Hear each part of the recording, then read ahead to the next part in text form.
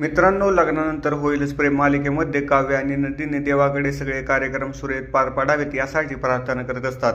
त्यानंतर त्यांच्या मैत्रिणी त्यांना मेहंदी काढण्यासाठी घेऊन जातात. थोड्याच वेळात देशमुख कुटुंबाचेही आगमन होते. पार्थ आणि जीवाची नजर आपापल्या बायकांना शोधत असते. काही वेळातच त्यांची नजर काव्य आणि नंदिनीवर पडते. चौघांचे एकमेकांसोबत प्रेमळ इशारे सुरू असतात. हे पाहून आजूबाजूला असणारे सगळे त्यांच्यावर हसू लागतात. तर रम्याचं काहीतरी भलतंच चालू असतं. तिने स्वतःच्या आणि पार्थच्या नावाची एक पत्रिका बनवून आणलेली असते, ज्याच्यासोबत ती सेल्फी काढत असते व त्याला रम्याची लक्षणं काही ठीक दिसत नाहीत. ती सुद्धा मनोमन घाबरलेली असते. हळद कुटत असताना रम्या गुपचूप त्यामध्ये काहीतरी टाकते, जे वसवात्या बघते.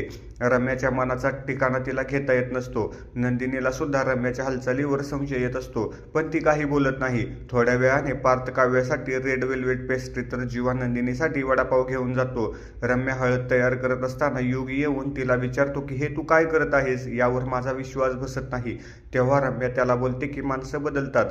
तू कसा आधी नापास झालेला मग पास झालास, तसंच आहे हे. युगला लाज वाटते आणि तो तिथून निघून जातो.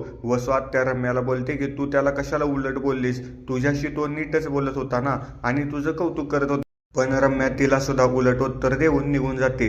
ती काव्याला एकटी पाहते आणि तिच्याकडे जाते. मेहंदीमुळे काव्याला तिचे केस सावरता येत नसतात. तेव्हा रम्या तिला मदत करते. यावर काव्याला थोडं आश्चर्य वाटतं. ती तिचं कौतुक करते आणि म्हणते की तू किती बदलली आहेस. रम्याचे मनसुबे तिला ठाऊक नसतात.